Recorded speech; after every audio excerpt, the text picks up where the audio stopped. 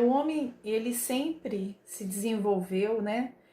Sempre se diferenciou por transformar o seu mundo através do seu próprio aprendizado, aprendendo a desenvolver o seu próprio material, né? Isso vem lá da pré-história. Ele sempre sozinho aprendeu, né? Como fazer os seus instrumentos, como sobreviver. E ele é um ser único que faz isso, né? Então, com o decorrer do tempo, ele foi aprendendo com ele mesmo, né, e com os outros, e dividindo aquilo. Tudo era muito dividido, as terras eram uma só, para que todos convivessem ali, todos dividissem seu aprendizado, né? E com isso ia passando de um para o outro, né? E isso é a ideia que eu tenho também de desenvolvimento, né? E querendo ou não, isso está voltado para a educação, porque a educação deles era criada a partir do descobrir, né, dos instrumentos, de tudo que eles faziam. E ali, né, a gente pode pensar em educação, né? A partir dali, eles ensinavam para o próximo, né, para os seus filhos e netos, como fazer, né? Então, querendo ou não, isso faz parte da educação. Com o decorrer do tempo, o homem foi se dividindo, né? E foi estabelecendo espaços e foi se constituindo, né? Como sociedade, né? E então foi se dividindo entre o homem que obtinha as terras e era o proprietário daquilo e aquele que trabalhava para ele. Então, no decorrer do tempo, não sendo muito longo, né, entrando muito nesse assunto, mas isso ocorreu. Com isso começou a haver essa diferenciação. E com isso também, aqueles que tinham condições de dar a seus filhos o melhor, até mesmo em questão de educá-los de uma forma melhor, aqueles que trabalhavam para eles, não, né? Mantinham aquela ideia de que eles tinham que educar seus filhos para continuar com o trabalho, continuar executando daquela forma que eles faziam sempre. Sendo que aqueles que eram proprietários aí puderam começar a desenvolver uma ideia mais avançada de ensinar seus filhos, na verdade, de ser como eles, né? Como proprietários e desenvolver mais, ter mais tempo para poder se educar. E assim foi havendo essa modificação. Aí, com essa diferença, né, no caso, o próprio trabalho, né, daquele que não era o proprietário daquele espaço, das terras, né, ele fazia para sobreviver, né? Então, fazendo um paralelo aqui, eu acho que não é muito diferente daquilo que a gente vive hoje, né? E olha que isso faz muitos anos, né? Enfim, então, assim, eu vejo que a educação, com o passar do tempo, ela vai se moldando e vai se modificando, né? É muito interessante, como a gente estudou, a educação não é nada estático, ela tá sempre em constante movimentação, né? Se movimentando para frente, para trás, para os lados, acrescentando, tirando, vendo o que deu certo, o que não deu, né? E evoluindo, retrocedendo. É muito interessante. Então, com isso tudo veio a Idade Média, a Idade Moderna, né?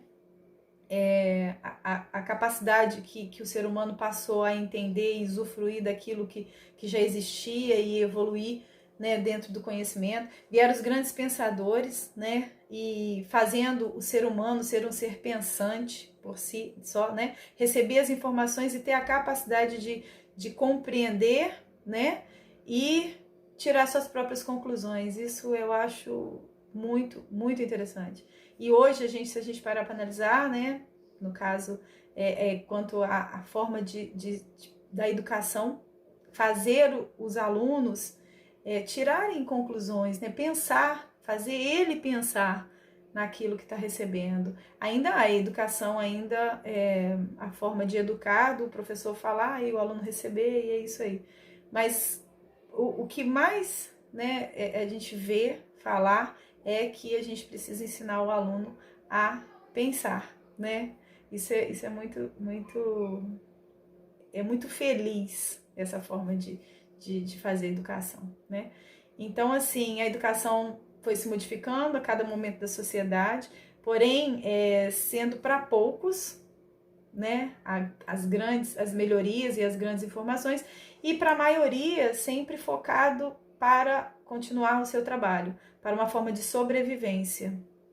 E isso a gente se dá até hoje, né? Por muita coisa. Não é da maneira que era, mas a gente percebe. Então, assim, agora voltando para a educação do Brasil, sendo bem rápida, eu fiz um relatório e eu queria ir lendo e fazendo paralelo, né, sobre isso. Para mim, desde a vinda da Companhia de Jesus para o Brasil, muitas mudanças aconteceram para que hoje pudéssemos desfrutar de grandes ideias, mudanças e pensamentos, né? A Companhia de Jesus, que era sob a responsabilidade do Padre Manuel da Nóbrega, né? E interessante que eles focavam na alfabetização, né? E com isso, eu até coloquei aqui, era o único caminho, a alfabetização, no caso, era o único caminho para as mudanças daqueles que recebiam as instruções. Assim conseguiam mudar os hábitos já instalados, implantando suas ideologias, dando início à educação do nosso país. Através da alfabetização, eles conseguiam moldar, né, as pessoas, passar instruções e as pessoas entenderem da maneira que eles queriam, né? E sempre voltado para a prestação de serviço para eles, né? Era focado para aquilo que eles precisavam, né? E não havia aquela coisa de eu falo, você pensa e a gente discute. Aqui também eu coloquei que havia uma diferença entre a educação dos índios, né, que era daquela época, e os filhos dos colonos. Ainda sempre com essa separação. No primeiro, que era os índios, era centrado em apenas alfabetizar, apenas fazer aquilo que eles, né, receber a informação e fazer aquilo que eles necessitavam. E no segundo caso, que eram os filhos dos colonos, uma educação mais culta, apesar de ser alfabetizado também e receber ainda algo a mais, né?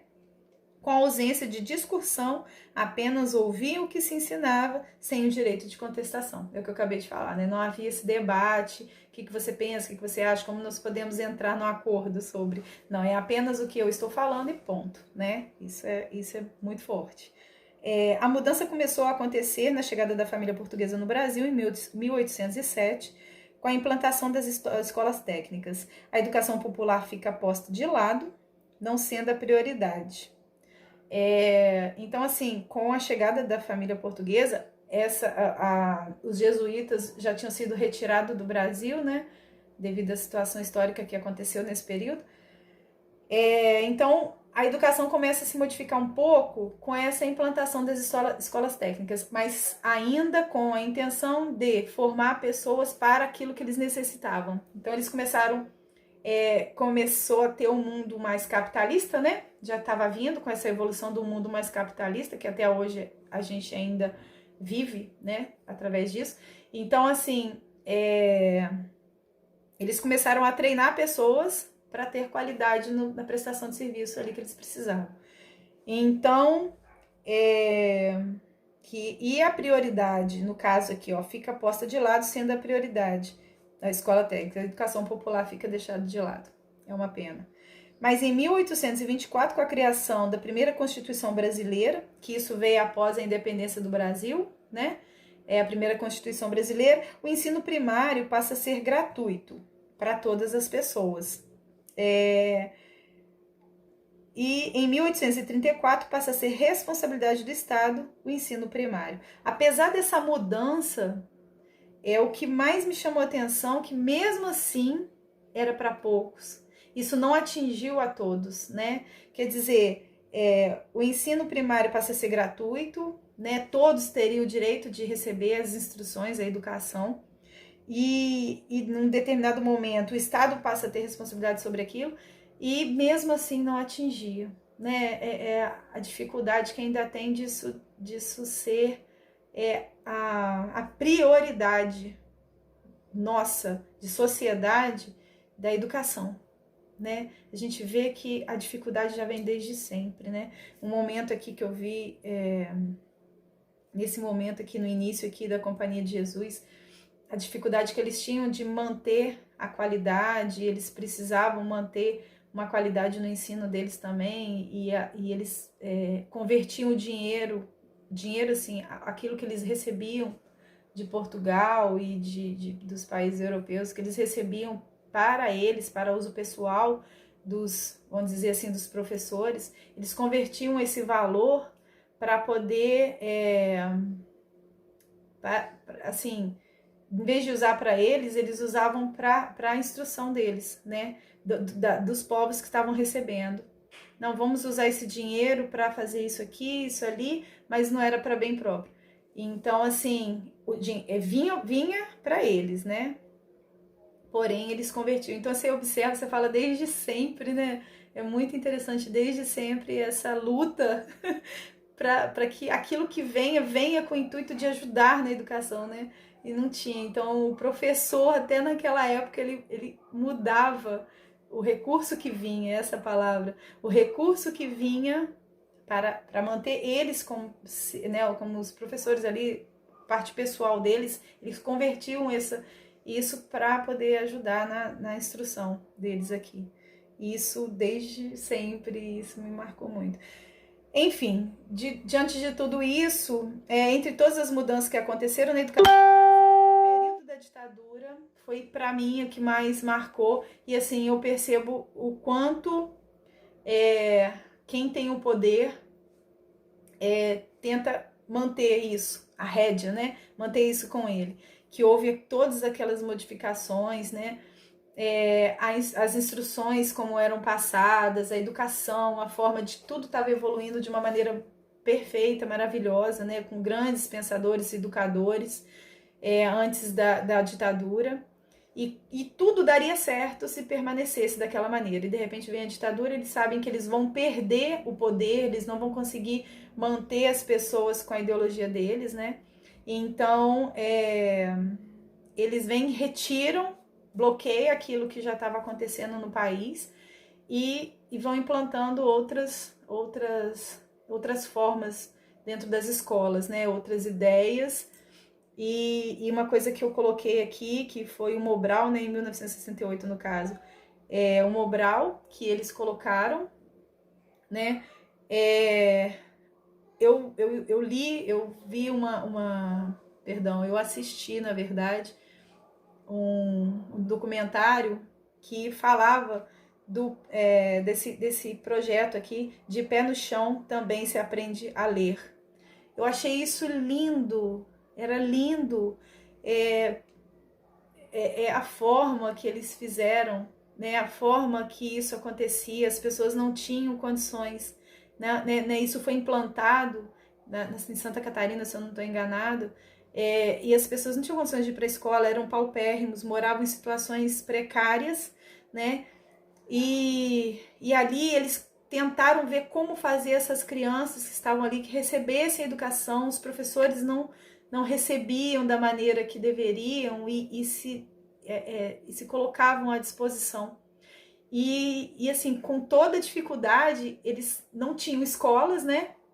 Não existia verba para isso, e eles construíram, falaram, vamos, que a gente tem aqui, a gente vai fazer, e em qualquer lugar a gente ensina, de qualquer forma a gente, né, ensina. A educação pode ser posta sempre, né? Então eles colocaram, eram umas tendas, umas ocas, eu não me lembro agora o nome, mas porque isso aqui veio agora, né, e me chamou a atenção. E ali eram instruídas essas crianças. Que coisa linda era aquilo. Eu, né, acho que era muito interessante. Então, esse De Pé no Chão também se aprende a ler, estava dando muito certo. E dessa forma eles iam alfabetizando, que a ideia era essa, era alfabetizar, tirar o índice de analfabetismo daquele lugar. E eles estavam conseguindo. Existiam bairros que não existiam mais analfabetos, né? E isso foi dando muito certo. E quando veio a ditadura, isso foi cortado, isso foi bloqueado, né? E foi implantado outras formas de educar. E com isso vieram as novas regras, né?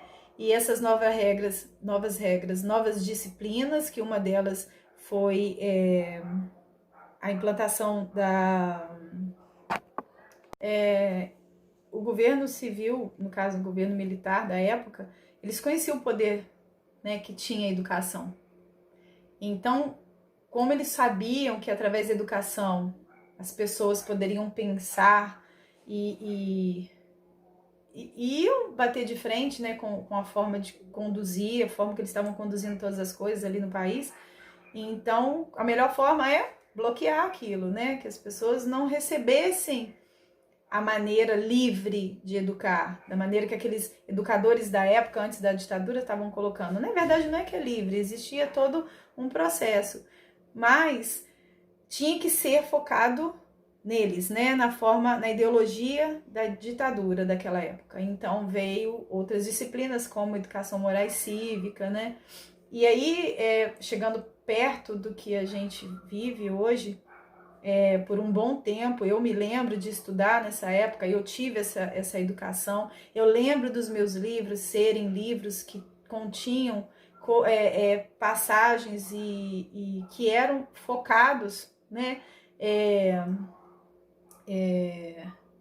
ainda naquela conduta de educação, da moral, do ser civil, né? Eu me lembro de estudar assim, e eu me lembro que dentro até mesmo da educação física, eu estudei numa escola em que eu estudava de manhã e à tarde eu retornava para fazer educação física, e era uma coisa muito séria. A gente achava bandeira, cantava o hino, e eu fazia atletismo, e isso era obrigatório, a gente era obrigada a fazer aquilo, mas a gente gostava, porque a gente entendia que aquilo era bom para nós, só que aquilo ainda era uma conduta da ditadura, né? É interessante a forma que depois a gente consegue analisar. E hoje, como foi pedido, para que a gente buscasse livros, né? E a gente está vivendo nessa quarentena, então eu não tive condições de ir na escola e observar, mas eu tenho filhos estudando, então eu busquei nos livros dele, para a gente agora entrar e fazer um paralelo do que hoje é a história, né? O que funciona dentro dos livros de história, o que sendo falado e o que dá para a gente comentar. Eu li, o livro que meus filhos estudam é da Rede Pitágoras, né? Olha lá, tá? Aqui é do 3º ano da minha filha. E aqui observando o que ela estuda, né? Eu acompanho com certeza. E aqui tá até interessante, porque aqui fala bem entre esse aqui e o outro que eu vi, que é dos meus filhos, que eles estão no 6º ano, é bem interessante. O que os patrimônios históricos e culturais, o que são, o porquê que eles existem e o que eles trazem de benefício para nós. Enfim, tudo que eu li aqui, que eu observei, que eu pensei, muito interessante. Agora voltando para a parte da educação em si, da forma de como era, né? Quando veio a nossa Constituição de 1988, mudou várias coisas, né? E essa ideia da ditadura foi posta para fora, né? Não é posta para fora, mas ela foi modificando a forma de implantar a educação agora no país, foi uma nova visão. E eu vi aqui, eu não sei se é exatamente isso que foi pedido, mas eu entendi dessa maneira. A gente, quando eu estudava, nesse momento que eu falei aqui, eu sentava, eu ouvia o que o professor falava comigo e ponto. Eu não me lembro de ter debates, discussões, conversas. Tinha, mas era muito poucos professores tinham essa abertura.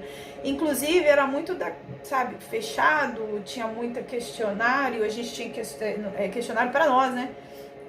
A gente tinha que responder muita pergunta, mas dentro daquilo que foi falado, era aula muito repetitiva, tinha que decorar.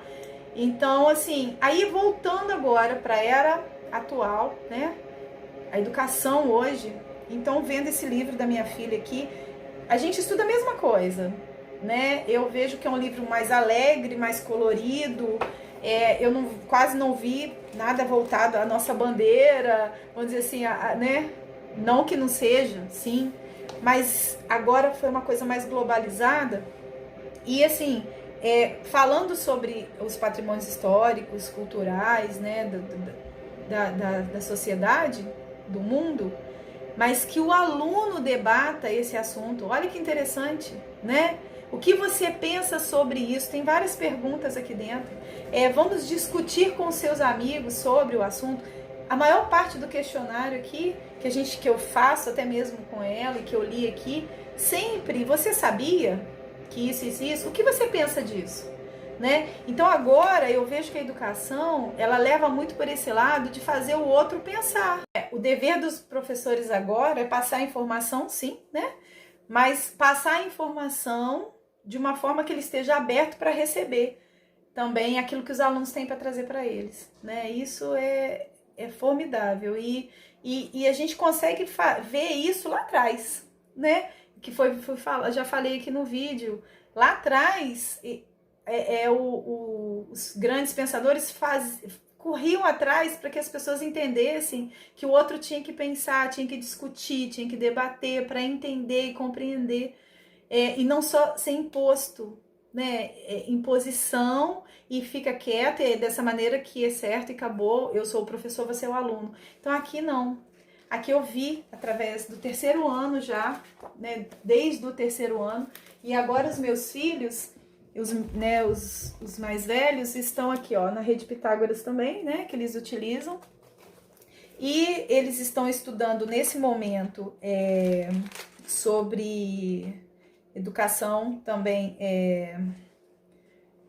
os povos antigos, né? No caso, como ocorreu a sedentarização dos povos antigos, está falando sobre o Egito Antigo, o povo antigo da Mesopotâmia, o povo antigo do Brasil. Então eu li aqui porque eu queria entender, né, fazer esse paralelo do passado, como que era imposto para nós, e o que ela aqui está estudando no terceiro ano, né, do ensino fundamental, e eles. E eu vi a mesma coisa, né? Para eles aqui, e eu tenho assistido às aulas, os professores têm dado aula online, né, devido a essa quarentena, e os professores debatem com eles, né? É muito interessante. Então, assim, o professor lê, faz a leitura do livro, sim. E agora, vocês entenderam?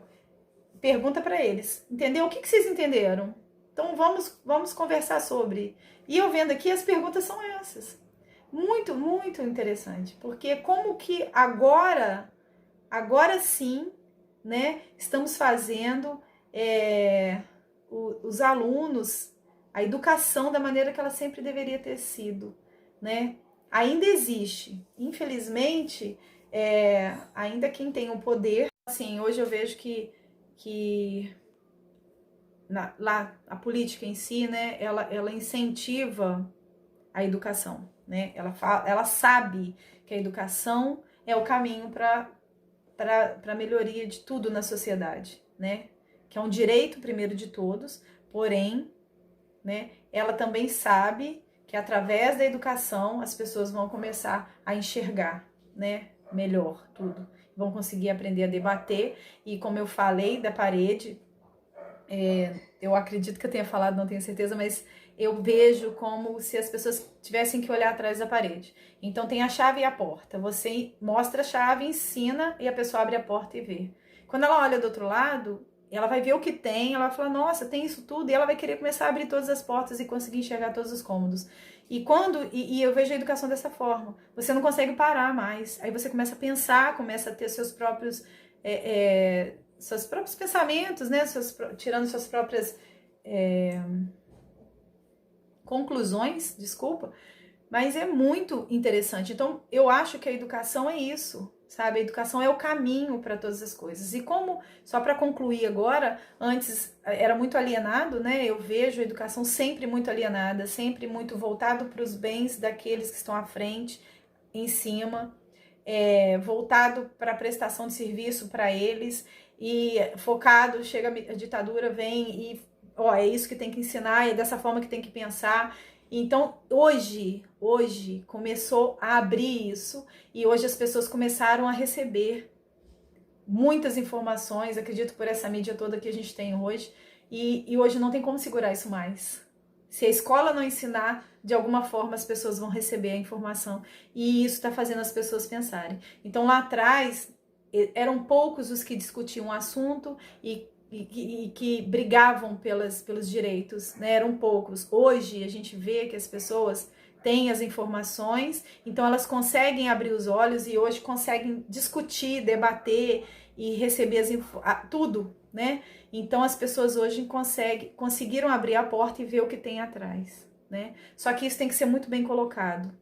Aí vem um grande perigo de receber qualquer informação e não ser bem posicionado, né? Então você pode tirar suas próprias conclusões, provavelmente, às vezes, suas conclusões não são aquelas ideais para aquele momento e acaba criando situações ruins.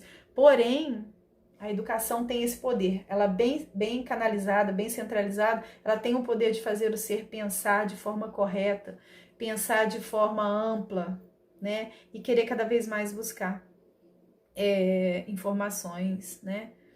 E aí é o que eu penso, né? O que eu entendi, o que eu trouxe. Eu vejo que hoje os livros de história continuam ensinando a história do passado. Desde o terceiro ano que eu abri aqui, foi um tipo de educação, um tipo de ensino, perdão, e aqui, né, dos meus filhos mais velhos, de uma forma diferente. Porém, a forma de ensinar é igual. Mesmo ela sendo nova e eles sendo um pouco mais velhos, fazendo eles pensarem e debater o assunto. Isso eu acho que é uma diferença muito grande.